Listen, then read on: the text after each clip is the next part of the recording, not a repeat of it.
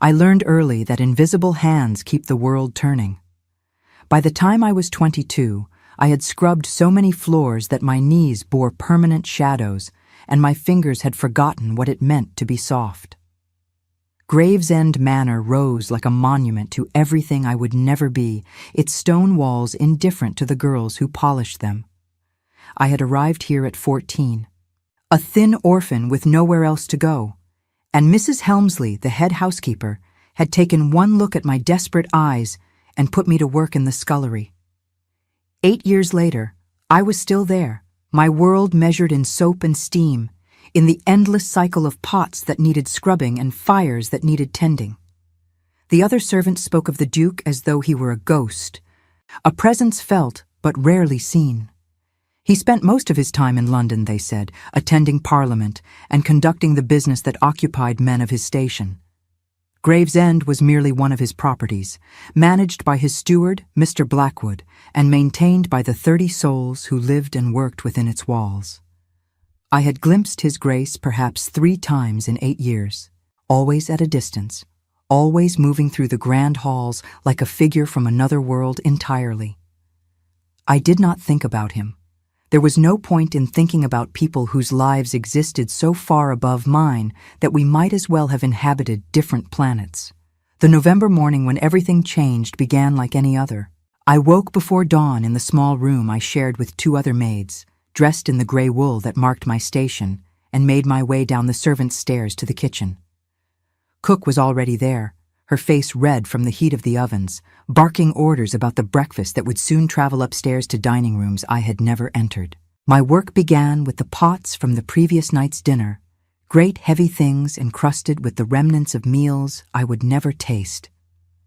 I filled the stone sink with water heated over the fire, added soap that stung my already raw hands, and began to scrub. The rhythm was meditative, almost peaceful in its mindlessness. In the scullery, I could let my thoughts wander where they would, unburdened by the need to speak or smile or pretend. I thought about my mother sometimes, though her face had faded to a blur of warmth and lavender scent. She had died when I was 11, my father 2 years later, leaving me with nothing but a small trunk of belongings and the distant memory of a time when I had been someone's daughter rather than someone's servant. The workhouse had loomed, that terrible place where orphans went to disappear, but Mrs. Helmsley had intervened. She had known my mother, she said, years ago when they were both young. She would give me a position. I had been grateful then. I was grateful still most days. But gratitude, I had learned, was a complicated thing, tangled up with resentment and resignation and a loneliness so deep it had become simply part of who I was. It was mid-morning when Annie burst into the scullery, her cap askew and her eyes bright with gossip. Annie was 16 and still found excitement in the small dramas of household life, still believed that something interesting might happen if she waited long enough. "There is a new man in the stables," she announced breathlessly. "Arrived last night. None of us have seen him before." I kept scrubbing. The stables were not my concern. The horses belonged to a world I did not touch, cared for by men whose hands smelled of leather and hay rather than lye and ash. Annie was not deterred by my silence. "He is strange," she continued, leaning against the doorframe. "Mr. Garrett says he came with a letter from Mr. Blackwood himself, saying he was to be given work. But he does not talk like the other grooms. He has a way about him, Mary says, like he is watching everything." "Perhaps he is simply wary," I said, plunging another pot into the water. "New places make people cautious." Annie made a dismissive sound. "You never want to hear about anything interesting, Eleanor. You are like a stone sometimes." I smiled despite myself. "Stones do not have to worry about gossip," I told her. "They simply exist." She laughed and left, her footsteps light on the stone floor, and I returned to my work. But something about her words lingered. A stranger who watched everything. A man who did not talk like the others. I told myself it meant nothing. Gravesend employed many people, and they came and went with the seasons. One more pair of hands in the stables would make no difference to my life. I was wrong. I first saw him 3 days later, crossing the courtyard as I carried ash from the kitchen fires to the refuse heap. It was late afternoon, the sky already darkening toward winter evening, and the cold bit through my thin shawl. I had my head down, focused on the weight of the bucket and the treacherous ice beneath my feet, when I heard the sound of hoofbeats. I stepped aside instinctively, pressing myself against the wall as a horse and rider entered through the gates. But it was not the rider who caught my attention. It was the man who emerged from the stables to take the reins, his movements economical and assured. He was tall, perhaps 30, with dark hair that fell across his forehead, and a face that seemed carved from something harder than flesh. He wore the rough clothing of a stable hand, his coat worn at the elbows, his boots marked by mud and work. But there was something in the way he held himself, a stillness that suggested not subservience, but control. He took the horse's bridle with capable hands, murmuring something too low for me to hear, and the animal settled immediately. I should have looked away. I should have continued to the refuse heap and then back to the scullery where I belonged. But for a moment, I simply stood there, watching him, and in that moment, he lifted his head and looked directly at me. His eyes were gray, the color of winter storms, and they held mine with an intensity that made my breath catch. It lasted only seconds, that look, but it felt longer, as though time itself had slowed. Then he turned back to the horse, and I hurried on my way, my heart beating faster than it should have. I told myself it was nothing, a chance meeting, a momentary connection that meant nothing to either of us. I was a scullery maid. He was a stable hand. We existed in parallel worlds that touched only at their edges. But I saw him again the next day, and the day after that. He seemed always to be there at the moments when I crossed the courtyard, always watching with those steady gray eyes. He never spoke to me. He never approached. He simply observed, and I found myself growing conscious of his presence in a way that unsettled me. The other servants noticed him too. Mary, who worked in the laundry, said he was called Thomas, though no one knew his family name. He kept to himself, she reported, and did his work without complaint. Mr. Garrett, the head groom, seemed satisfied with him, which was praise indeed from that taciturn man. But there was something else, something the other servants felt but could not name. He did not belong, not quite. His hands were too educated, his speech too measured when he did speak. And those eyes, always watching, always assessing, as though he were cataloging everything he saw. I tried to ignore him. I tried to return to the safe numbness of routine, to the rhythm of work that required nothing but endurance. But I was aware of him now, aware in a way that made my skin prickle when I crossed the courtyard, aware in a way that invaded even my dreams. It was a Friday evening, 2 weeks after his arrival, when everything shifted. The household had finished dinner, the servants had eaten their own meal in the kitchen, and most had retired to their rooms or to the servants' hall, where they gathered to talk and mend and pass the evening hours. I had volunteered to stay behind to finish the last of the pots, grateful for the solitude, for the chance to be alone with my thoughts. The kitchen was quiet except for the pop and hiss of the dying fire. I worked by candlelight, my hands moving automatically through water that had gone tepid. Outside, rain had begun to fall, a cold November rain that rattled against the windows and made the warm kitchen feel like a refuge. I did not hear him enter. I did not know he was there until I turned to reach for another pot and found him standing in the doorway, rain darkening his hair, his gray eyes fixed on me with that same unwavering intensity. I startled, nearly dropping the pot I held. He raised one hand in a gesture that might have been apology or reassurance. "Forgive me," he said, and his voice was low, cultured, nothing like the rough accents of the other grooms. "I did not mean to frighten you. I came to return this." He held up a small knife, the kind used in the stables for cutting leather. Cook had been looking for it earlier, I remembered, claiming someone had borrowed it and failed to return it. I set down the pot, wiping my hands on my apron. "You can leave it on the table. I said, trying to keep my voice steady. I will see that it gets back to cook. He stepped into the kitchen, and the space seemed to shrink around him. He was larger than I had realized, or perhaps it was simply his presence that filled the room. He placed the knife on the scarred wooden table, but he did not leave. Instead, he stood there, looking at me with an expression I could not decipher. The silence stretched between us, awkward and charged. I turned back to the sink, hoping he would take the hint and go. But he remained, and after a moment, he spoke again. "You are Eleanor," he said. It was not a question. I glanced at him over my shoulder. "Yes, and you are Thomas." He nodded slowly. "The rain has made a mess of the courtyard," he said. "You must take care when you cross it tomorrow. The stones are treacherous when wet." "I will manage," I said, confused by this sudden concern for my welfare. "I have crossed that courtyard 1,000 times." "I am certain you have," he said quietly. "You do much that goes unnoticed, I think."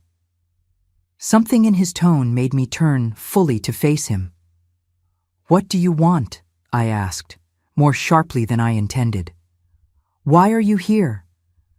For a moment, I thought he would not answer. His jaw tightened, and something like conflict passed across his features. Then he said, "I wanted to apologize for staring. I know I have made you uncomfortable these past weeks. I had not expected honesty. It disarmed me, left me uncertain how to respond." "You need not apologize," I said finally. "I am used to being looked through, not at. I suppose I simply do not know what to do with attention." "You should be looked at," he said, and there was something fierce in his voice, something that made my breath catch again. "You should be seen." I did not know what to say to that. I stood there with my wet hands and my stained apron, this strange man looking at me as though I were something precious rather than disposable, and I felt something crack open inside me, some wall I had built to keep myself safe. "Why do you watch me?" I asked, and my voice came out barely above a whisper. He was quiet for a long moment. "Because you are real," he said at last. "In a house full of masks and performances, you are entirely yourself. You do not pretend. You do not perform. You simply exist, with a dignity that has nothing to do with station or wealth. And that," he continued, his voice dropping even lower, "is rarer than you know." I turned away, blinking back sudden tears. "You do not know me," I said. "You know nothing about me." "I know you rise before dawn and work until you can barely stand," he said. "I know you never complain, never ask for anything, never demand the consideration you deserve. I know you move through this house like a ghost, unseen and unvalued, and yet you persist with a grace that shames everyone who ignores you." "Stop," I said, and my voice broke. "Please stop." He fell silent, but I could feel his gaze on me, could feel the weight of his attention like a physical thing. The rain drummed harder against the windows, and somewhere in the house, a clock chimed 9. When I finally trusted myself to speak, I kept my eyes on the sink, on the water that reflected the candlelight in fractured gold. "You speak as though you understand what it means to be invisible," I said. "But you are a man. You have choices I will never have. You can leave this place whenever you wish. I am bound here by necessity, by the simple fact that I have nowhere else to go and no other way to survive. So please do not presume to know what I feel or what I deserve." I heard him move, heard the creak of floorboards as he took a step closer. "You are right," he said quietly. "I do not know. I cannot know. But I see you, Eleanor, and I wanted you to know that someone does."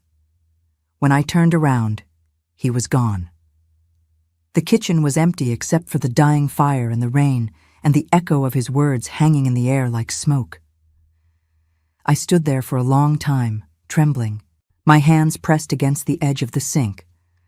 Something had shifted, something fundamental and irreversible. This man, this stranger who watched me with storm-colored eyes, had seen me in a way no one had in 8 years. He had spoken to me as though I mattered, as though my thoughts and feelings were worth consideration. It terrified me, because I knew, even then, that nothing good could come of it. He was a stable hand, I was a scullery maid, and the gulf between even our low stations and the world above us was insurmountable. Whatever this was, whatever strange connection had sparked between us in the candlelit kitchen, it could lead nowhere. It would end in disappointment at best, in ruin at worst. And yet when I finally returned to my room that night, when I lay in the narrow bed with Annie's soft snoring beside me, I could not stop thinking about the way he had looked at me.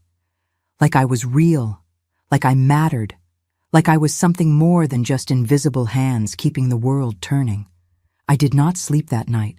I lay awake, listening to the rain, and wondered what it meant that he had frozen when he heard my words about dignity and loss. Wondered what he had seen in me that made him speak with such fierce conviction.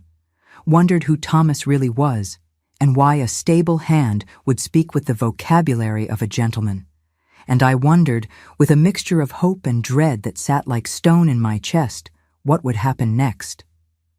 The days that followed our conversation in the kitchen were strange and unsettling, as though the world had tilted slightly on its axis and nothing sat quite level anymore.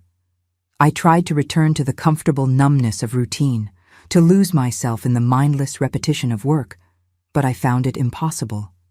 I was aware of everything now, conscious in a way that felt almost painful. The weight of the pots in my hands, the sting of lye soap on my raw skin, the cold that seeped through the stone walls and settled in my bones. And always, the knowledge that he was somewhere nearby, watching. Thomas did not approach me again, not directly.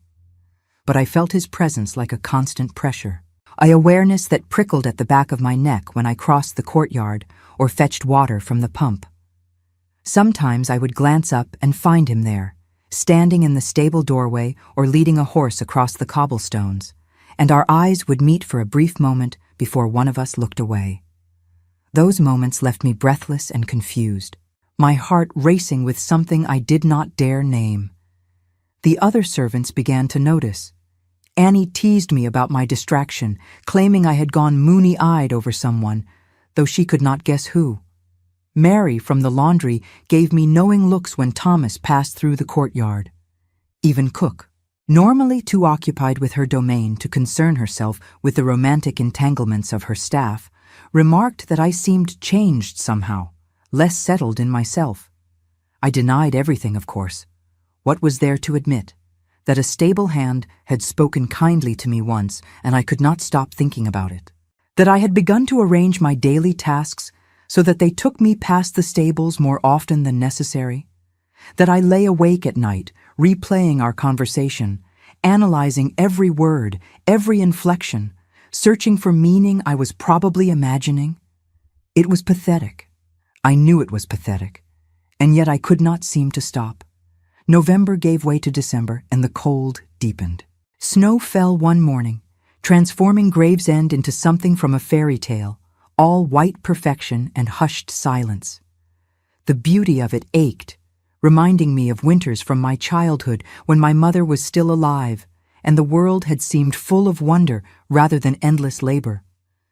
I was carrying wood for the kitchen fire when I slipped on ice hidden beneath the fresh snow. One moment I was walking carefully, mindful of my footing, and the next I was falling, the wood scattering around me as I landed hard on the frozen ground.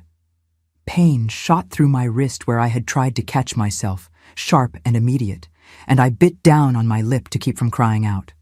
Strong hands lifted me before I could struggle to my feet.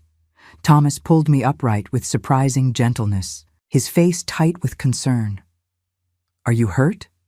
he asked, and his hands remained on my arms, steadying me. "My wrist," I managed, cradling it against my chest. "I think I have twisted it." He examined it carefully, his touch impossibly gentle for hands that should have been rough from stable work. His fingers were warm against my cold skin, and I found myself staring at them, noticing details I had not seen before. These were not the hands of a common laborer. There were no permanent calluses, no ingrained dirt beneath the nails. They were the hands of someone who had known comfort, education, care.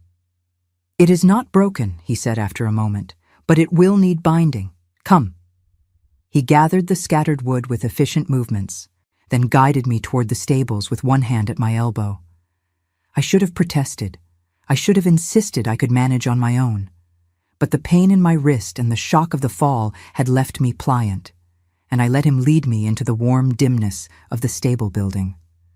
The horses stirred in their stalls as we entered, their breath steaming in the cold air. The smell of hay and leather and animal warmth enveloped me, oddly comforting. Thomas settled me on a stool near the tack room and disappeared for a moment, returning with clean cloth and a small tin that smelled of camphor. "I should not be here," I said as he knelt before me. "If someone sees us alone together, there will be talk. Let them talk," he said quietly, and began to wrap my wrist with surprising skill. The cloth was soft and clean, and he worked with the confidence of someone who had tended injuries before. "Where did you learn to do this?" I asked. He did not look up from his work. "I have had practice. In the stables?" His hand stilled for just a moment. "Among other places," he said finally. I watched him as he finished binding my wrist, studying his face in the soft light that filtered through the stable windows.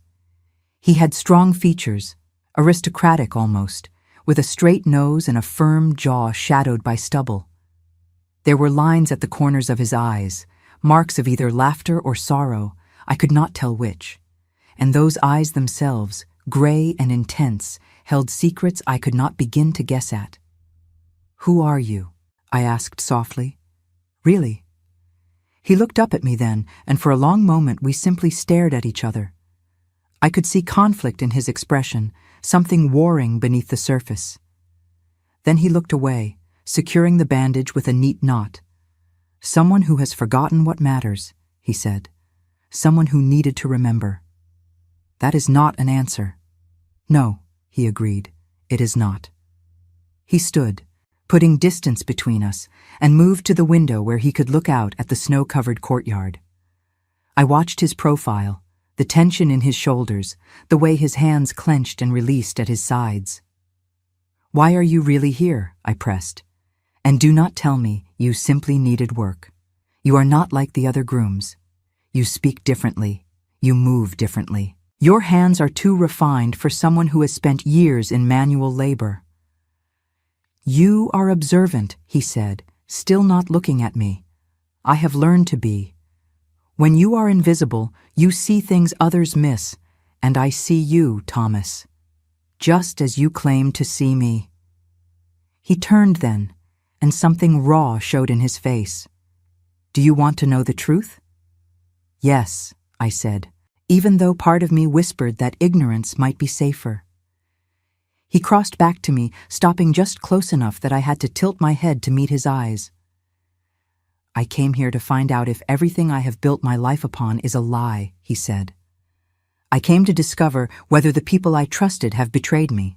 And I came because I needed to see with my own eyes what happens in the places I have ignored, to the people I have never bothered to know." I did not understand. "You are investigating something?" "Yes." "And you think someone here at Gravesend is involved in this betrayal?"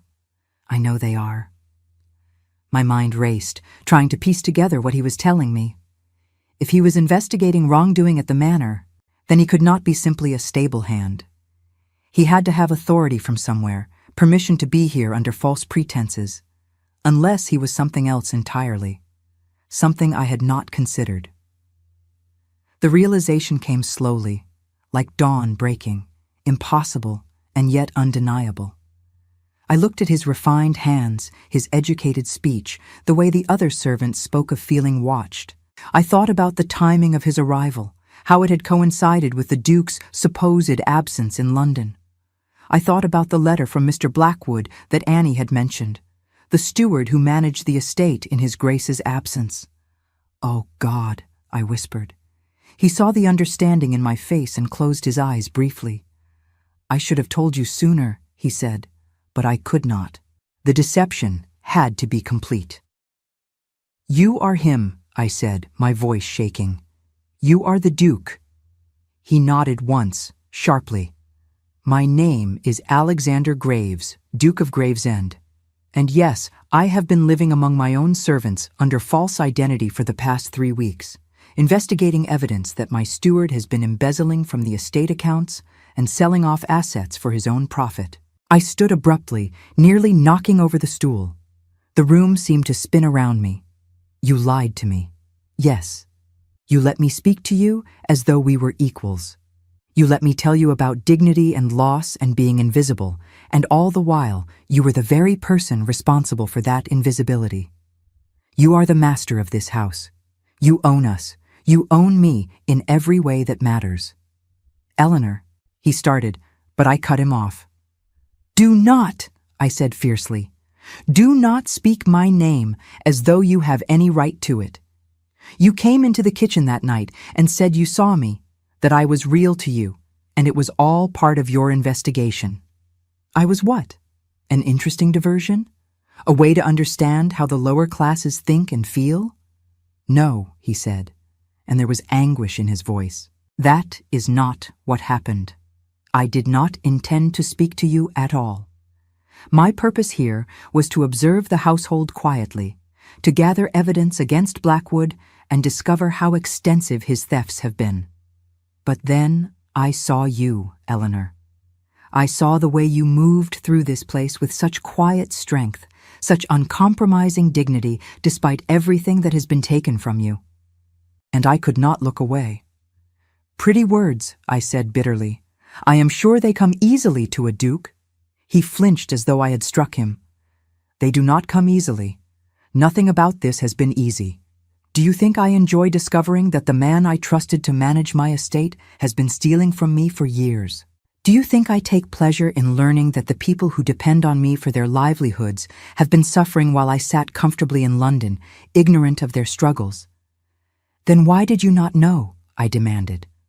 "Why did it take an investigation to learn what your own servants endure? Why have you never bothered to see us before now?" He had no answer for that. He simply stood there, staring at me with something like shame in his gray eyes. I turned away, hugging my injured wrist against my body. "You should go," I said quietly. "This conversation is unseemly. You are a duke, and I am a scullery maid, and we have nothing more to say to each other. Eleanor, please." "Your Grace," I corrected coldly. "That is how I should address you, is it not? That is the proper form." "Your Grace. If you will excuse me, I must return to my duties."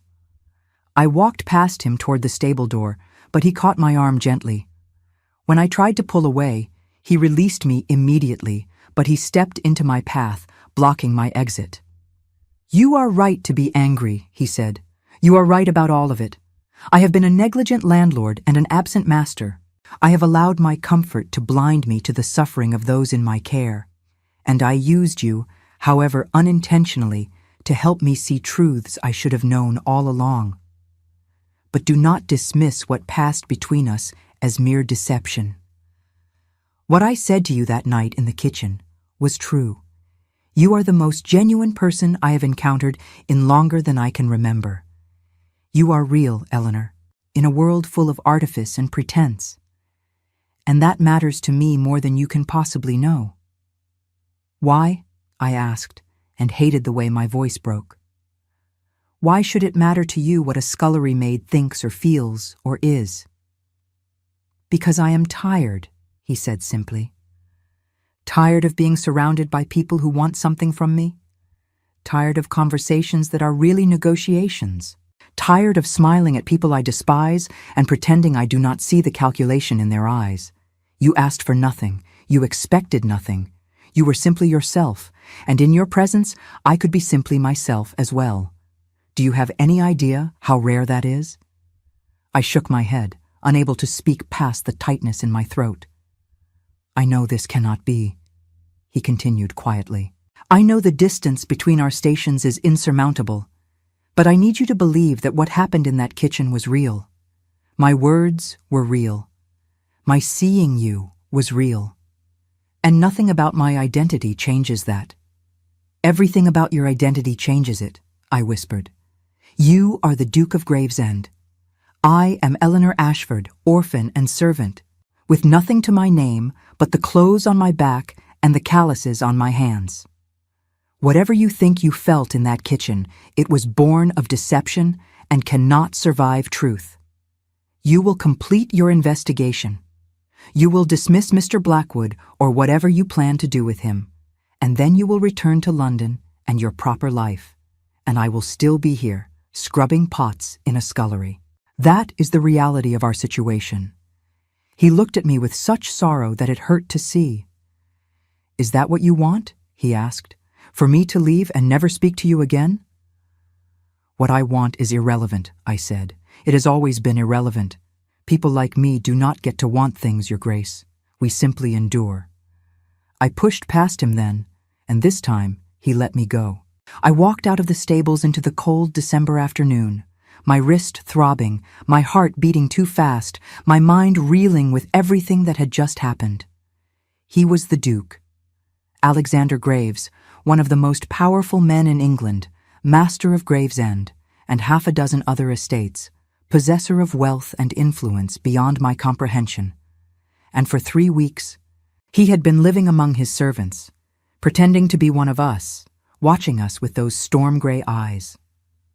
Watching me. I did not know what to do with this knowledge.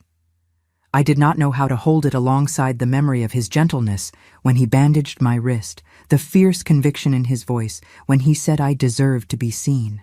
He was right that nothing about his identity changed what had passed between us. But he was also catastrophically wrong. Everything changed. Everything. Because whatever strange connection had sparked between us in the kitchen that rainy night, it could never be anything more than a moment. Dukes did not fall in love with scullery maids. They did not notice them beyond the services they provided, and they certainly did not speak to them as equals, no matter how genuine the impulse might feel in the moment. I returned to the kitchen and threw myself into work, scrubbing pots until my hands ached and my injured wrist screamed in protest. Cook took one look at my face and wisely said nothing. The other servants gave me space, perhaps sensing that something had shifted, something they could not name but could feel nonetheless. That night, lying in bed with Annie's soft breathing beside me, I let myself cry. Silent tears that I muffled against my pillow, mourning something that had never truly existed. He had seen me, yes, but he had seen me from a position so far above mine that we might as well have inhabited different worlds. And now that I knew the truth, that distance felt like an abyss that could never be crossed. I told myself I would avoid him. I told myself I would return to invisibility, that safe numbness where nothing could hurt me. I told myself that in a few days, when his investigation was complete, he would leave and I could forget this ever happened. But I knew, even then, that I was lying to myself because I had been seen. Truly, completely seen by someone who seemed to understand the particular ache of loneliness, the specific pain of being invisible in a world that defined you by your station rather than your soul. And once you have been seen like that, there is no going back to comfortable blindness. The Duke had frozen when he heard my words about dignity and loss, not because they were unusual or profound, but because they were true. And in recognizing that truth, he had given me something I could not return, could not unknow, could not lock away safely in the places where I kept all my other impossible dreams. He had given me hope. And hope, I was learning, was the most dangerous thing of all. I avoided him for 3 days. It was not difficult exactly. Gravesend was large enough that a scullery maid and a duke could occupy entirely different spheres, even when living under the same roof. I kept to the kitchen and the servants' quarters, venturing out only when necessary and always with my eyes carefully downcast. If I saw him crossing the courtyard, I turned and went another way. If I heard his voice in the corridor outside the kitchen, I busied myself at the far end of the room until he had passed. The other servants noticed the change. Annie pestered me with questions I refused to answer. Mary from the laundry gave me knowing looks that suggested she had drawn her own conclusions, however wrong they might be. Even Cook remarked that I seemed troubled, though she had the grace not to press when I claimed it was merely the approach of Christmas making me melancholy. Christmas. The word hung in the air like ice, beautiful and cutting. Once, it had meant warmth and wonder, my mother's laughter and the smell of cinnamon and oranges. Now it meant only more work, the grand preparations for festivities I would never participate in, celebrations that would happen in rooms I had never entered. On the fourth day, Mrs. Helmsley summoned me to her sitting room. This was unusual enough to send a flutter of anxiety through my chest. The head housekeeper rarely concerned herself with individual servants unless there was a problem, and I could not think what I might have done to warrant her attention. Her sitting room was small but comfortable, warmed by a fire and furnished with the worn but respectable pieces that marked her status as head of the female staff. She sat in her armchair with her hands folded in her lap, her expression unreadable. "Sit down, Eleanor," she said, gesturing to a chair opposite her. I sat, my injured wrist throbbing with the memory of what had happened in the stables. The bandage the Duke, had wrapped around it was still in place, though I had avoided explaining to anyone how I had come by such expert care. Mrs. Helmsley studied me for a long moment. "I understand you had an accident several days ago," she said. "A fall on the ice." "Yes, ma'am, but I am quite recovered, and yet you were seen entering the stables afterward with one of the grooms. Alone." Heat flooded my face. "I needed my wrist bound, ma'am. He was merely being helpful." "I am sure he was," she said dryly. "Eleanor, you are a good girl. You work hard, you keep your head down, and in 8 years you have never given me cause for concern. But you must understand that your reputation is all you have. One whispered rumor, one suggestion of impropriety, and you will find yourself without a position. No references, no prospects. Do you understand what I am saying?" "Yes, ma'am," I whispered. "Good. Then I trust you will be more careful in future. The groom in question has been dismissed, so you need not worry about further encounters." My head snapped up. "Dismissed? But why?" "Mrs. Helmsley's expression flickered with something that might have been surprise. "That need not concern you. His Grace returned from London yesterday and has made certain changes to the household staff. Mr. Blackwood has also been dismissed, along with several others who were found to have been engaged in activities unsuitable to their positions." I stared at her, my mind racing. The investigation was complete then. Alexander had gathered his evidence and taken action, and in doing so, he had sacrificed his own disguise. But why would he have dismissed Thomas, the identity he himself had inhabited? Unless it was the only way to maintain the fiction, to ensure no one questioned why the stable hand had disappeared once the Duke returned. Unless it was also a way to protect me from further speculation. "Eleanor," Mrs. Helmsley said, her voice gentler now. "I knew your mother. She was a good woman, and she would have wanted better for you than a life in service.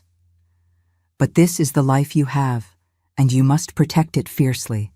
Do not throw away your security for a moment's fancy. No good can come of entanglements with men of any station, but particularly not with those above your own. Do you understand?" "I understand, ma'am," I said, though I was not certain I understood anything anymore. She dismissed me with instructions to help prepare the dining room for a small dinner party His Grace would be hosting in 2 days. Apparently, the Duke wished to meet with several local gentlemen to discuss estate business, and the household was to be prepared to serve them with all the elegance befitting his station. I returned to the kitchen in a daze. Thomas was gone. Alexander was back, publicly acknowledged as the Duke once more. The investigation was over. Mr. Blackwood had been exposed and dismissed. Everything had returned to its proper order, with everyone occupying their correct position in the rigid hierarchy of English society. Everything except my heart, which refused to accept that what had passed between us was over. That evening, as I was finishing the last of the dinner pots Annie burst into the scullery with her usual explosive energy. "Have you heard? His Grace is to have a dinner party. 20 guests, cook says, and we are all to be at our best. She is in such a state about the menu. And Eleanor, Mary says the Duke is quite handsome. Have you seen him?" I kept my eyes on the pot I was scrubbing. "No," I lied. "I have not had occasion to." "Well, I plan to find a reason to catch a glimpse of him," Annie said cheerfully. "They say he is very serious. Not at all like the young lords who come visiting. Stern and proper and quite intimidating." "But handsome," Mary insists. "Very handsome." I said nothing, and eventually Annie flitted away to spread her gossip elsewhere. I stood at the sink with my hands in cooling water, thinking about gray eyes and gentle touches, and words spoken in candlelight. Stern and proper. Yes, I supposed he could appear that way to those who did not know him. But I had seen something else, something raw and real beneath the aristocratic facade. I had seen the man who knelt before a scullery maid to bind her injured wrist. The man who spoke of being tired of artifice, the man who had frozen upon hearing words about dignity and loss because they had struck some chord deep within him. But that man was gone now, disappeared along with the fiction of Thomas the stable hand. All that remained was the Duke of Gravesend, and dukes did not concern themselves with the inner lives of their servants. The next 2 days passed in a flurry of preparation. The dining room was cleaned and polished until it gleamed. The silver was brought out and made to shine. Cook worked herself into near collapse, creating an elaborate menu that would showcase the household's capabilities. Even the scullery saw increased activity as more pots and dishes required washing, more preparations needed tending. I caught glimpses of him occasionally, crossing through the entrance hall or speaking with the butler in low tones. He looked different in his proper clothing, more remote somehow, though the stark black of his evening coat suited him. Once, I thought his eyes found mine across the expanse of the kitchen corridor, but I looked away before I could be certain. On the evening of the dinner party, the entire household was in motion. The guests arrived in carriages that gleamed in the lamplight, gentlemen in fine coats and pristine linen, here to discuss the business of the estate and the local agricultural concerns. I heard the murmur of their voices from the kitchen as they gathered in the drawing room, heard the clink of crystal as the butler served them drinks before dinner. My place was in the scullery, of course. I would see nothing of the dinner itself, only the aftermath of it in the form of dishes that needed washing. But as the evening wore on, something unexpected happened. The butler, Mr. Pemberton, appeared in the kitchen doorway looking flustered. "His Grace has requested additional wine from the cellar," he announced. "The keys are with Mrs. Helmsley, and she has retired with a headache. Who here knows the cellar well enough to fetch what is needed?" There was a moment of confused silence. The cellar was not typically accessed by the kitchen staff, and most of the maids had never been down there. But I had, years ago, when I first arrived at Gravesend, and Mrs. Helmsley had given me a tour of the entire house, including the dusty maze of storage rooms beneath it. "I do, sir," I said quietly. Mr. Pemberton looked at me with barely concealed surprise. "Very well. Come with me." I dried my hands hastily and followed him through the servants' corridors to a narrow staircase that descended into darkness. He handed me a lamp and a list of what was needed, then left me to my task while he returned to his duties above. The cellar was exactly as I remembered it, cold and dim, lined with racks of wine that stretched back into shadow. I moved quickly through the space, reading labels by lamplight, selecting the bottles specified on the list. The silence down here was profound, broken only by the sound of my own breathing and the rustle of my skirts against the stone floor. I was reaching for the last bottle when I heard footsteps on the stairs. I turned, expecting Mr. Pemberton return to check on my progress. But the figure that emerged from the stairwell was taller, broader, and devastatingly familiar. Alexander stopped at the bottom of the stairs, his eyes finding mine across the shadowed space. For a long moment, Neither of us spoke. Then he moved toward me with slow, deliberate steps, and I found I could not move, could not look away, could barely breathe. "Eleanor," he said, and my name in his voice was like a prayer. "Your Grace," I replied, forcing formality into my tone even as my heart raced. "You should not be here. Your guests will wonder at your absence." "Let them wonder," he said quietly. "I needed to see you. I needed to explain. There is nothing to explain. You completed your investigation. You dismissed those who betrayed your trust. Everything has returned to its proper order." He stopped an arm's length away, close enough that I could see the shadows under his eyes, the tension in his jaw. "Is that what you think? That I am satisfied with the way things have ended? Are you not? You have your evidence. You have your justice. What more could you want?" "You," he said simply. "I want you." The words hung in the air between us, impossible and beautiful and devastating. I clutched the wine bottle in my hands as though it were the only solid thing in a world that had suddenly tilted. "You cannot have me," I whispered. "I am not something that can be possessed, not even by a duke." "I know that," he said, and there was anguish in his voice. "I know you are your own person, with your own thoughts and desires and autonomy. I know the distance between us is insurmountable. I know all the reasons this is impossible. But Eleanor, I cannot stop thinking about you. I cannot stop hearing your words from that night about dignity and loss and being invisible. I cannot stop remembering the way you looked at me in the stables when you realized who I was, the betrayal in your eyes. I hurt you, and I cannot bear it." "You are a duke," I said, my voice shaking. "You will bear it because you must. Just as I must bear the knowledge that for a brief moment I allowed myself to believe that someone saw me as more than just a servant. But that was foolish. Whatever passed between us was born of deception, and it cannot survive in the light of truth." He took another step closer. "What if you are wrong? What if it can survive? What if it is the only real thing in my entire carefully constructed life?" "Then you are more foolish than I am," I said. "Because this can lead nowhere, Your Grace. You will marry someone appropriate to your station, someone with breeding and dowry and connections. You will have children who will inherit your title and your wealth. And I will remain here in your kitchen, scrubbing your pots, invisible once more. That is the reality of our world. That is the truth that no amount of wishing can change. I do not want someone appropriate," he said fiercely. "I do not want breeding or dowry or connections. I want authenticity. I want honesty. I want someone who sees me rather than my title. And I have found that in you, Eleanor Ashford, only in you." "Stop," I said, and tears burned hot behind my eyes. "Please stop. This is cruel. You cannot offer me hope and then expect me to be grateful when you inevitably take it away. I am not strong enough for that. I am barely strong enough to survive each day as it is."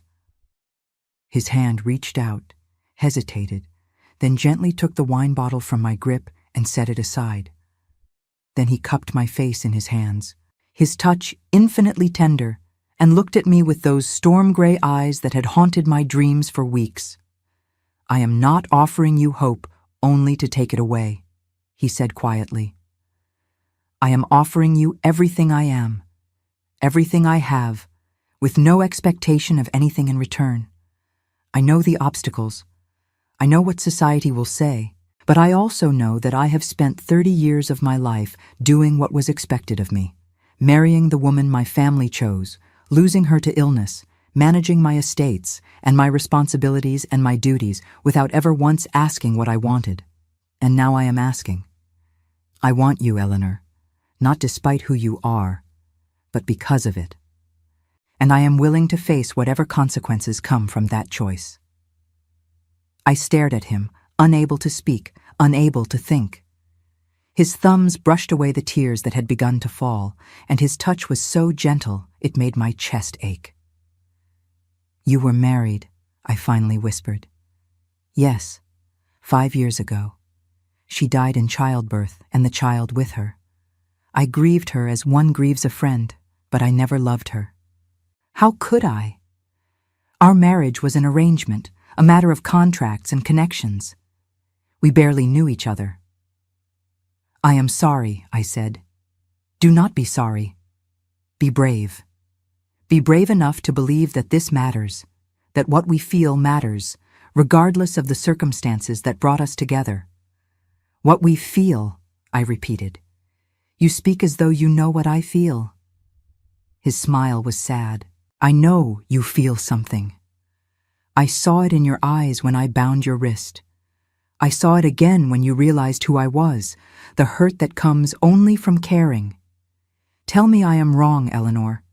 Tell me you feel nothing, and I will walk away and never trouble you again.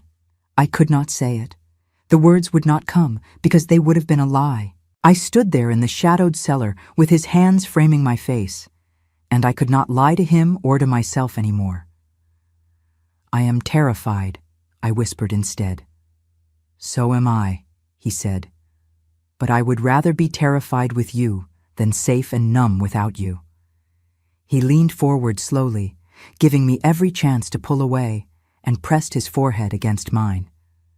We stood like that for a long moment, breathing the same air, existing in the same impossible space between hope and reality. Then footsteps sounded on the stairs above, sharp and hurried, and we broke apart. Alexander grabbed the wine bottles while I picked up the lamp, and we arranged ourselves into the picture of propriety just as Mr. Pemberton appeared at the bottom of the stairs.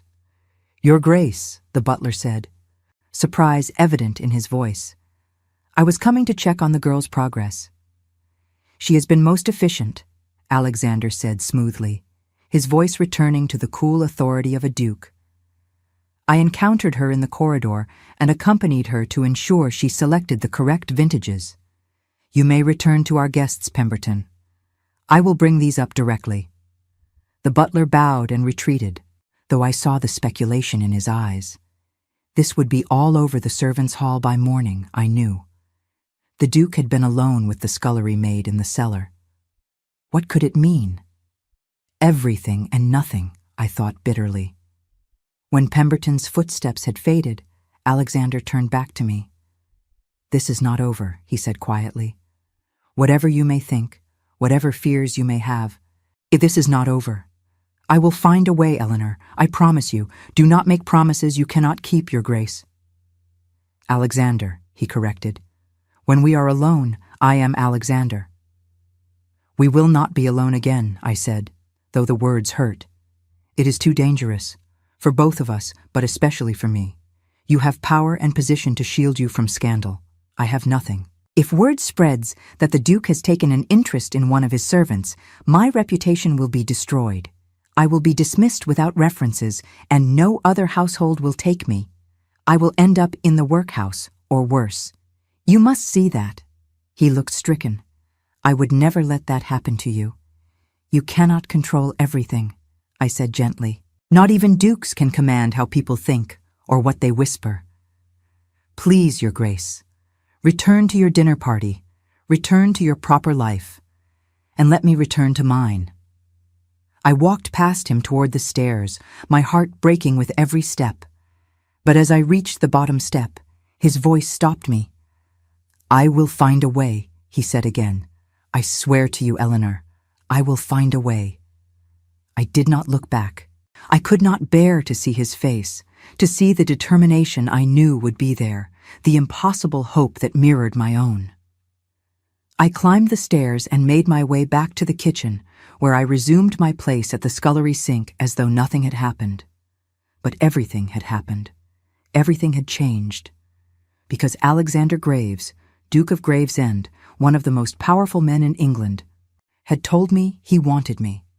Not as a fleeting fancy or a momentary diversion, but as something real and lasting.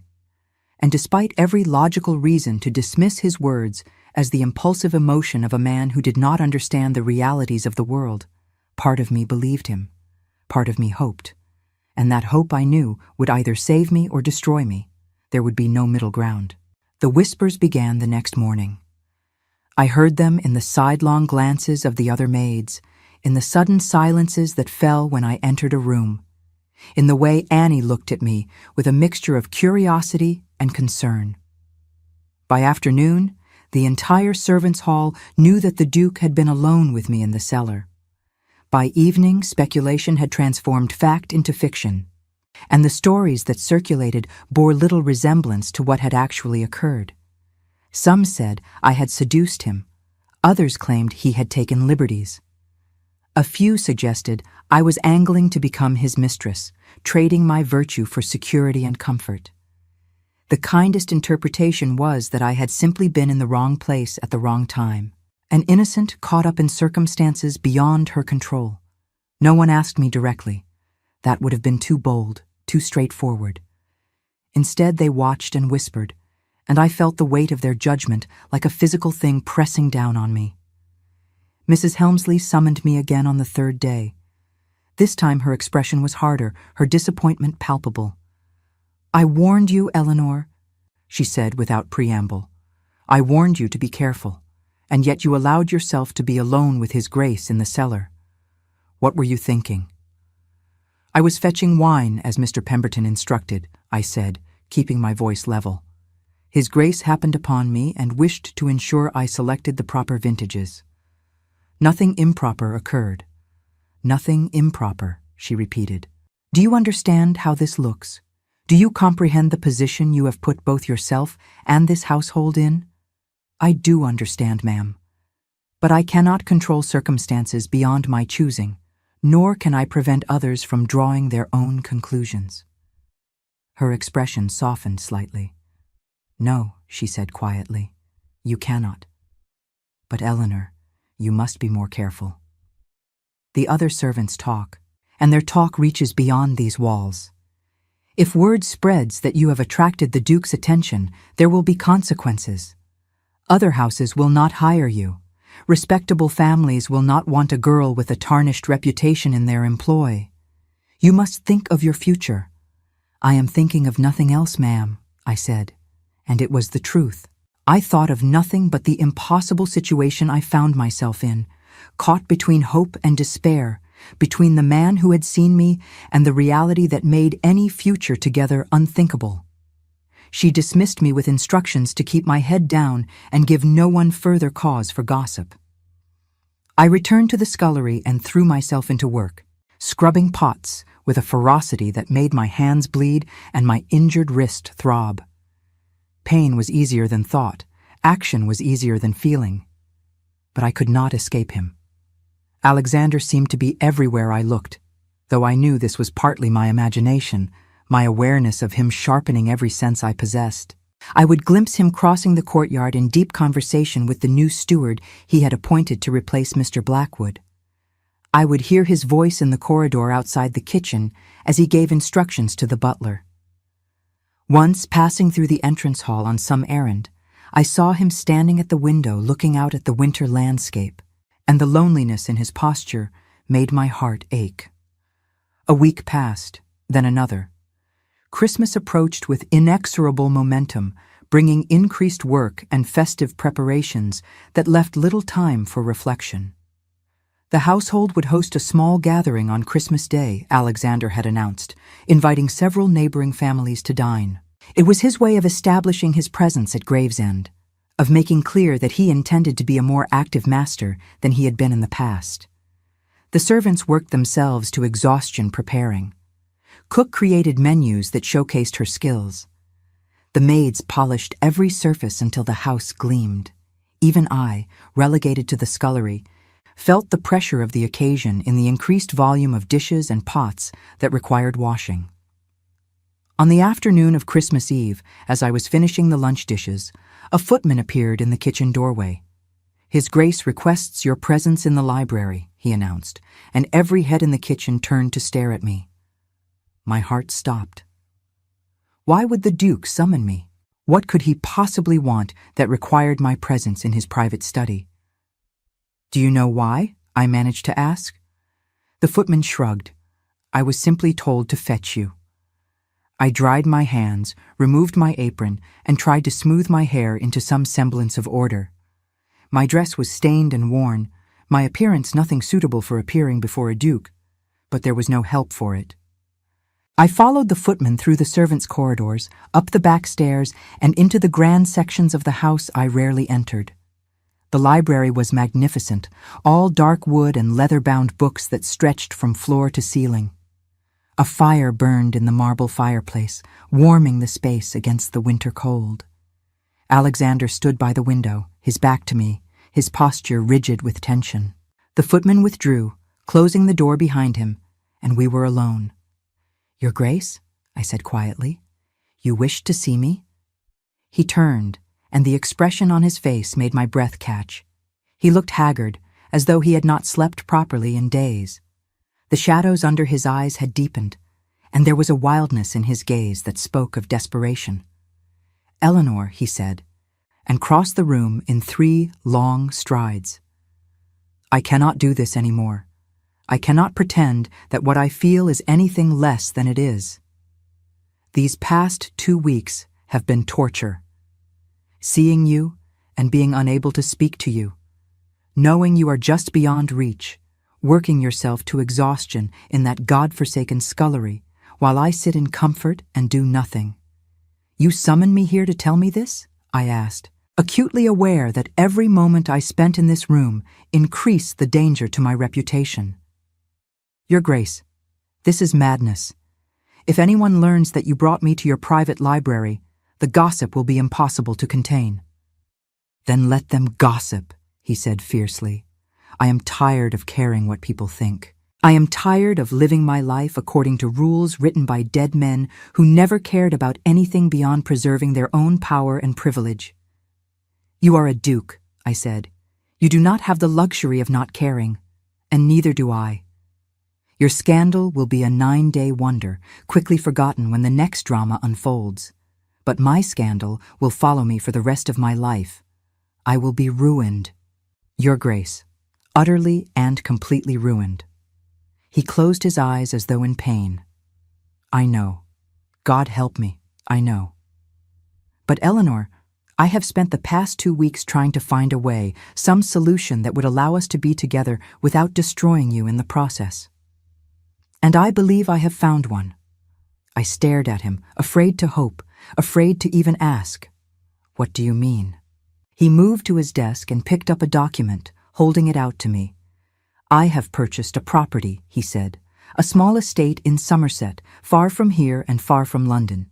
It comes with a house, modest by my standards but comfortable, farmland, tenants, a living that would provide independence and security." I took the document with trembling hands, not understanding. "Why are you telling me this?" "Because I am giving it to you," he said simply. "The property, the income, everything. It will be yours, Eleanor, legally and irrevocably yours. No one can take it from you. No one can use it to control you. You will have independence, security, and the freedom to live your life as you choose." I looked up at him, confusion and something like panic rising in my chest. "I do not understand. Why would you give me such a thing?" "Because I love you," he said, and the words fell into the space between us like stones into still water. "I love you, Eleanor Ashford. I love your strength and your dignity and your refusal to be diminished by a world that has tried to make you invisible. I love the way you speak truth without apology. I love your compassion and your resilience and the fierce light that burns in you despite everything you have endured. I love you, and I want you to be free. Free from servitude, free from fear, free to choose your own path." The document fell from my nerveless fingers. "You cannot mean this," I whispered. "I have never meant anything more." He picked up the paper and pressed it back into my hands. "The property is yours, regardless of what you choose to do next. There are no conditions, no expectations. If you wish, you can go to Somerset and never see me again. You can build a life there, marry someone of your choosing, be the mistress of your own fate. I will not interfere." "And if I do not wish that?" I asked. my voice barely audible. If I choose something else? Then I will be waiting, he said. I will wait however long it takes for you to be certain. A month, a year, a lifetime. Because I want you, Eleanor, but only if you want me in return. Only if you choose me freely, with no coercion and no desperation driving your decision. I will not be another man who takes from you without offering something real in return. Tears were streaming down my face now, hot and unchecked. You are offering me everything, I said. Freedom, security, choice. Everything I have never had, yes. But you are not offering me respectability. You are not offering me marriage. He flinched. I cannot. The law, society, my position. If I married you, Eleanor, you would be subjected to vicious scrutiny. The ton would destroy you. They would say you seduced me, that you are a fortune hunter, that you used your position to trap me into an unsuitable match. You would be mocked and scorned and made to feel less than human by people who consider themselves your betters. I cannot do that to you. So instead, you offer me a property in Somerset and the life of a kept woman. No, he said urgently, not a kept woman, an independent woman. The property is yours outright. I have no claim to it. If you choose to invite me into your life, it will be because you want me there, not because I have any power over you. I sank into a chair, the document still clutched in my hands. My mind raced, trying to process what he was offering, what it would mean. A house, land, income, freedom from the endless toil that had defined my existence for 8 years. The chance to be more than just invisible hands keeping the world turning. But at what cost? If I accepted his offer and chose to be with him, I would be his mistress in all but name. I would live in a house he had purchased, on income derived from property he owned. People would know. They would always know. And while I might be physically free, I would be bound to him by ties of gratitude and dependence that could feel like different chains. And yet he was giving me a choice. That alone was more than anyone had ever offered me. He was not demanding or expecting or assuming. He was simply laying his heart at my feet and waiting to see what I would do with it. Why? I asked finally, looking up at him through my tears. Why do you love me? I am nothing special, just a scullery maid with rough hands and no prospects. What could you possibly see in me that would inspire such devotion? He knelt before me, taking my hands in his despite the roughness of them, despite the stains and scars that marked them as belonging to someone who worked with her hands. I see someone who refused to let her circumstances define her, he said softly. I see someone who maintains her dignity and her humanity in conditions designed to strip both away. I see intelligence and compassion and a strength of spirit that puts my own to shame. You think you are nothing special, Eleanor, but you are wrong. You are extraordinary, and I consider it the greatest privilege of my life to know you. I could not speak. I could only sit there with his hands holding mine, this impossibly powerful man kneeling before me like a supplicant, offering me everything he had while asking for nothing in return. I need time, I finally managed. I need to think about this, to understand what it would mean. Take all the time you need, he said. The property is yours regardless. The documents will be drawn up and delivered to you after Christmas. What you do then is entirely your decision. He stood, releasing my hands, and moved back to put distance between us. For a long moment, we simply looked at each other across the firelit library, two people from different worlds who had somehow found each other in the darkness. Thank you, I whispered, for seeing me, for this, for everything. Do not thank me yet, he said with a sad smile. I have upended your entire life, Eleanor, given you choices you never wanted to make, forced you to confront possibilities that might bring more pain than joy. You may come to curse me before this is through, or I may come to love you, I said, and watched his expression transform with hope. I left the library with the document tucked against my chest, my mind reeling, my heart both terrified and soaring. I returned to the scullery and resumed my work. but I was no longer the same person who had left it an hour before. Because Alexander Graves had given me the most dangerous gift imaginable. Not his love, though that was precious beyond measure. Not his wealth, though that could transform my life. No, he had given me something far more powerful and far more frightening. He had given me the power to choose my own destiny. The Christmas gathering the next day passed in a blur of activity. I worked through the preparations and the aftermath, washing dishes and scrubbing pots while the household celebrated around me. But my mind was not on my work. It was in Somerset, in a house I had never seen, imagining a life I had never dared to dream possible. That evening, as the guests departed and the household finally settled into quiet, I found a small package outside my door. Inside was a velvet box, and inside that, a silver locket on a delicate chain.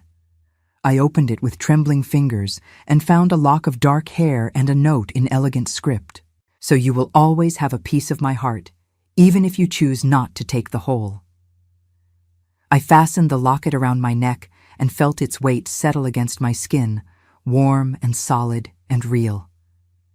Then I lay in my narrow bed and stared at the ceiling, thinking about choices and consequences, about love and freedom, about the terrifying beauty of having something worth losing. I did not know yet what I would decide, but I knew that whatever choice I made, it would be mine and mine alone. And that, perhaps, was the greatest gift of all. The new year was coming, and with it, a future I had never imagined possible was waiting, fragile and precious and entirely within my reach. All I had to do was be brave enough to grasp it. I made my decision on a bitter January morning when frost painted the windows in delicate patterns and my breath misted white in the frigid air of the scullery. It was not a sudden revelation, not a moment of clarity that struck like lightning. Instead, it was the quiet accumulation of 1,000 small realizations, each one building upon the last until the truth became undeniable. I could not live the rest of my life in this kitchen. I could not continue to scrub pots and fade into invisibility, knowing that another possibility existed, however frightening it might be. The safety of servitude, I finally understood, was not safety at all. It was simply a slow death of the spirit, a gradual erasure of everything that made me who I was. Alexander had offered me life, real life, with all its attendant risks and uncertainties. And I realized, standing at that familiar sink with my hands red and raw from work, that I wanted to live more than I wanted to be safe. The documents had arrived as promised, delivered by a London solicitor who treated me with a courtesy that suggested he had no idea I was a scullery maid. The property in Somerset was legally mine, transferred without condition or caveat. I owned land. I owned a house. I had an income that would provide comfort and security for the rest of my days. All of it mine, regardless of what I chose to do next. I gave Mrs. Helmsley my notice that afternoon. She accepted it with a mixture of relief and resignation, clearly believing the rumors that I had somehow secured a position elsewhere through the Duke's influence. She did not ask questions, and I did not offer explanations. Some things were better left unsaid. The other servants whispered, "Of course." Annie cried and begged me to tell her where I was going.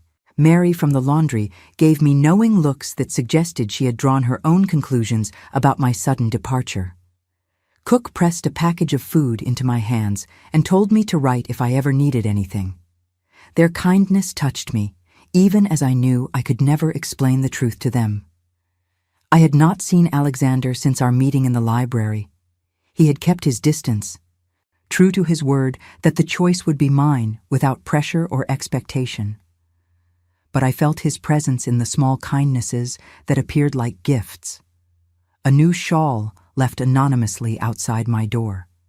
Extra coal for the scullery fire during the coldest days. A letter of reference from Mrs. Helmsley that praised my character and work ethic in terms far more generous than I deserved. He was taking care of me even from a distance. And that, perhaps more than anything else, convinced me that his love was real. I left Gravesend on a grey February morning when the household was still mostly asleep. A carriage waited for me in the courtyard, arranged by the same London solicitor who had delivered the documents. My belongings fit in a single small trunk, a pathetic sum of possessions after 22 years of life. But I was carrying something far more valuable than clothing and trinkets. I was carrying hope.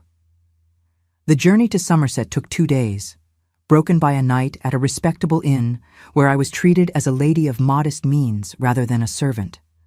It was disorienting, this shift in how people perceived me. The innkeeper's wife called me madam and curtsied when she brought my dinner. The other travelers nodded politely when we passed in the corridors. I was no longer invisible, and the visibility was both thrilling and terrifying. The house, when we finally reached it, took my breath away. It was not grand by the standards of the aristocracy, but to me it was a palace. Built of honey-colored stone, it sat on a gentle rise overlooking rolling farmland. There were gardens, dormant now in winter, but showing signs of careful tending. Smoke rose from the chimneys, indicating that staff had been hired to prepare for my arrival. The housekeeper, a woman named Mrs. Crawford with kind eyes and silver hair, greeted me at the door. "Welcome home, Miss Ashford," she said, and the words struck me with unexpected force. Home. I had a home. Not a place where I worked, not a room I shared with others, but a home that belonged to me. She showed me through rooms that seemed impossibly spacious after years in the servants' quarters at Gravesend. A sitting room with large windows that let in the weak winter sunlight. A library filled with books I could actually read rather than simply dust. A bedroom with a proper bed and soft linens and a fireplace to ward off the cold. Everything was modest but comfortable, furnished with taste and care. "This is mine?" I asked, still unable to quite believe it. "It is yours, Miss Ashford. Entirely yours. The property, the house, the income from the farmland. All secured to you in perpetuity." His Grace was most particular about that. "His Grace," I repeated softly. "Is he expected to visit?" Mrs. Crawford's expression was carefully neutral. "That would be entirely your decision, miss. He has taken rooms at the inn in the village, but he will not call unless you wish it. Those were his specific instructions." So he was here, in Somerset, close enough to reach, but far enough to give me space, waiting, as he had promised, for me to decide what I wanted. I spent 3 days settling into my new life. I walked the grounds and met the tenants who farmed the land. I read books from the library and sat by the fire in my own sitting room. I wore dresses that had been provided for me, simple but well-made garments more suited to a gentlewoman than a servant. I learned to navigate a world where people called me Miss Ashford and sought my opinion on household matters. It was strange and wonderful and utterly terrifying. But underneath the fear was something else, something that grew stronger with each passing day. It was the feeling of being real, of taking up space in the world without apology, of mattering in a way I had never been allowed to matter before. On the 4th day, I sent word to the inn that I wished to see him. He arrived that afternoon as light was beginning to fade from the sky, riding a horse that steamed in the cold air. I watched from the window as he dismounted and stood for a moment looking at the house, his expression unreadable. Then he squared his shoulders and approached the door. I met him in the sitting room, where Mrs. Crawford had laid out tea and then discreetly withdrawn. We stood facing each other across the elegant space, and for a long moment, neither of us spoke. He looked different here, more relaxed somehow, despite the obvious tension in his posture. He wore simple country clothes rather than the formal attire of a duke, and it made him seem more like Thomas, the man I had first known in the stables. "Eleanor," he said finally, and my name in his voice still made my heart race. "Thank you for seeing me." "Thank you for waiting," I replied, "for giving me time and space to find my footing. Have you found it? Are you comfortable here?" "I am more than comfortable." "I am." I paused, searching for the right word. I am beginning to understand what it means to be free. He smiled, but there was sorrow in it. I am glad. That is what I wanted for you, above all else.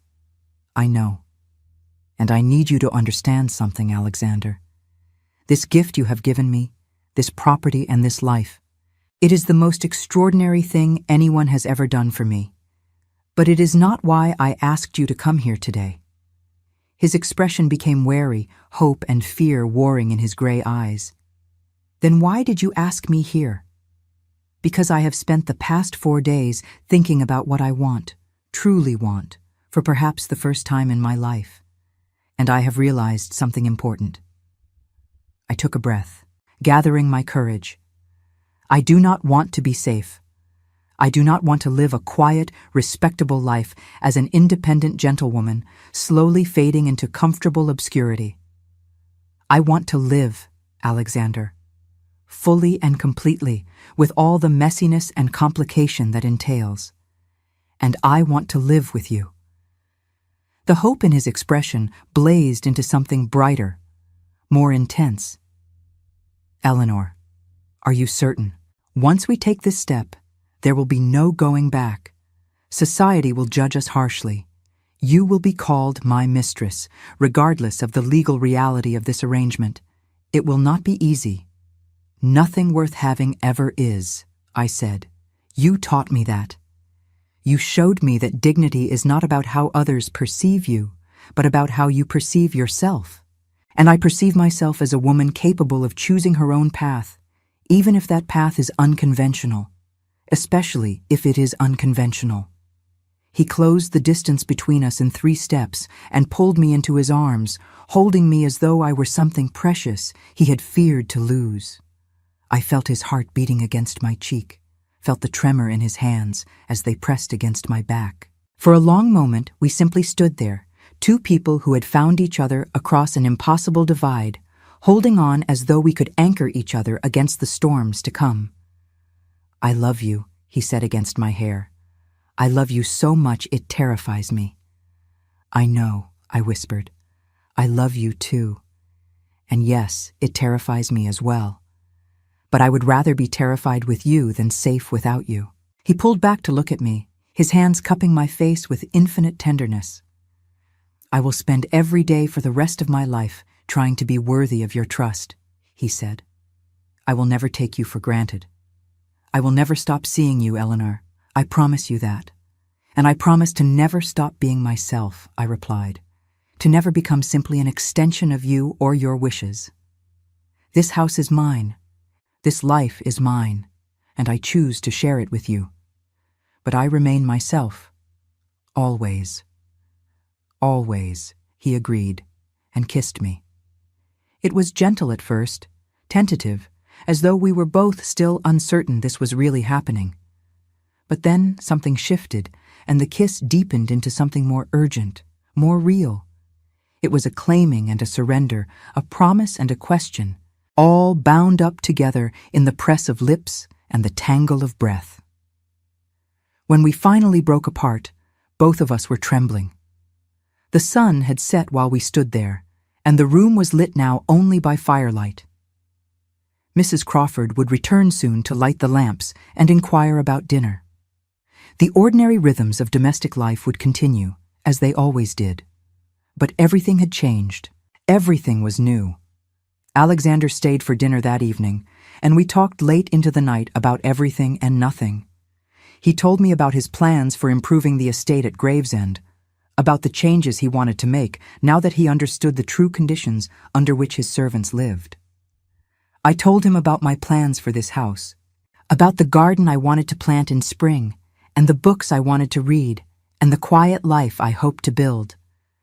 But mostly, we simply existed together, learning the rhythms of each other's presence, discovering what it meant to be 2 people choosing each other freely in a world that would never fully accept our choice.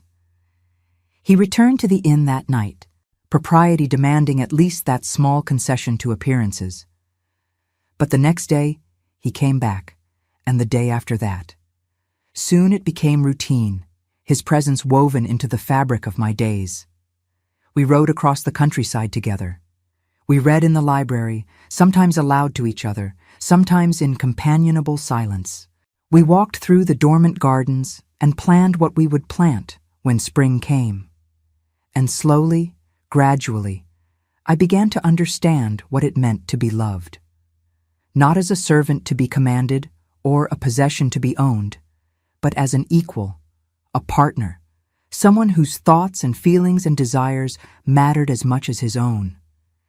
It was not easy, this life we had chosen. Visitors to the area whispered about the Duke's mistress who lived in the pretty house on the hill. The local gentry kept their distance, uncertain how to treat a woman of uncertain status.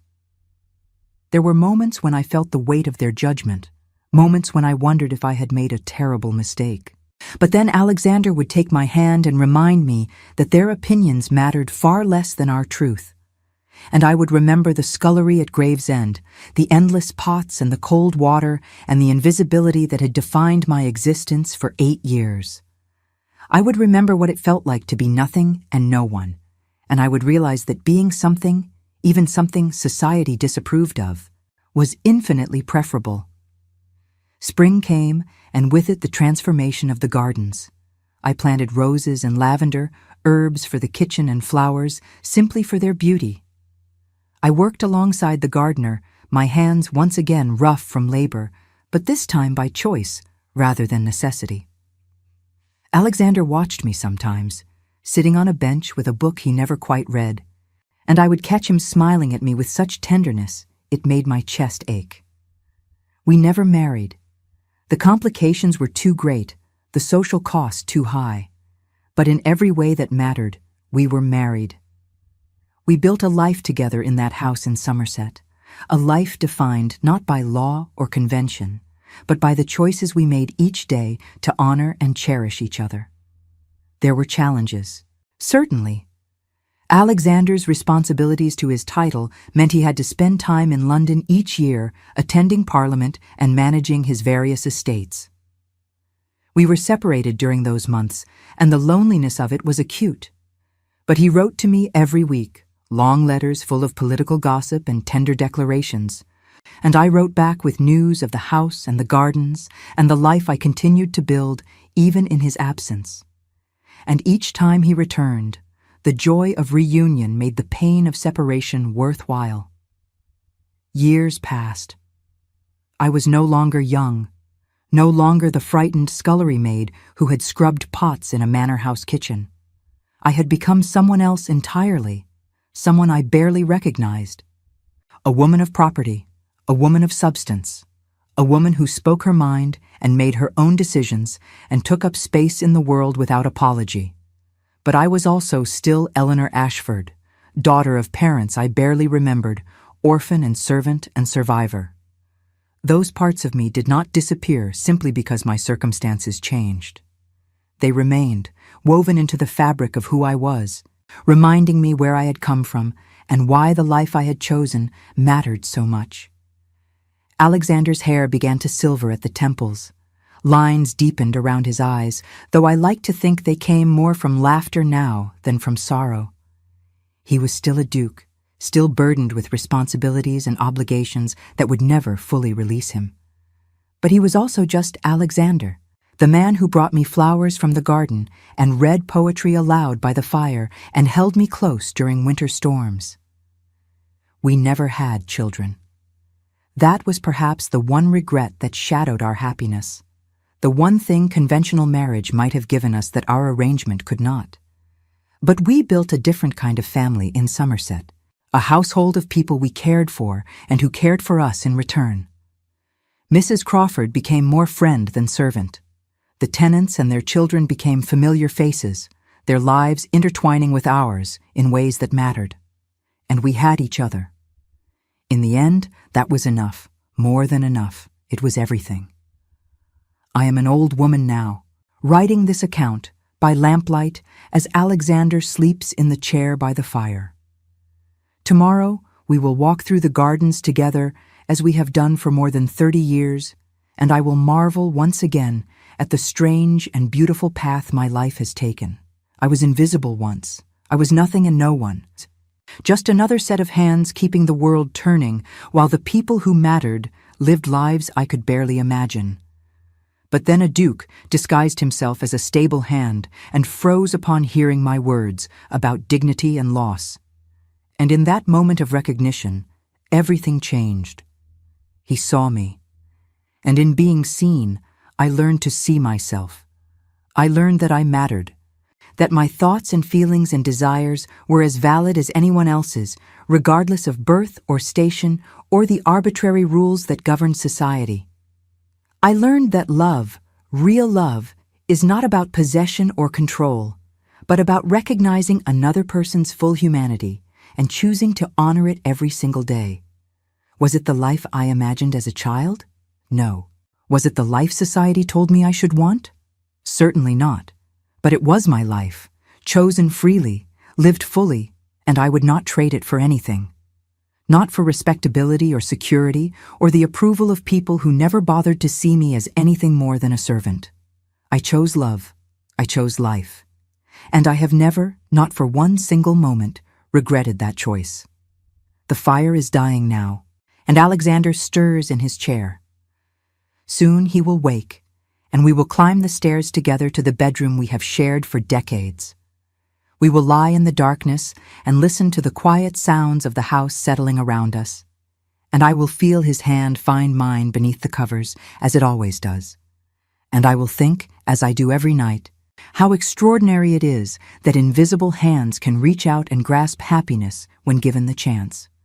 How remarkable it is that a scullery maid and a duke can build something real and lasting despite everything working against them. How beautiful it is to be seen, to matter, to love, and be loved in return. That is my story. That is the truth of how I went from nothing to everything, from invisible to utterly, completely real. It was not easy. It was not what anyone expected or approved of, but it was mine, and in the end, that was all that mattered.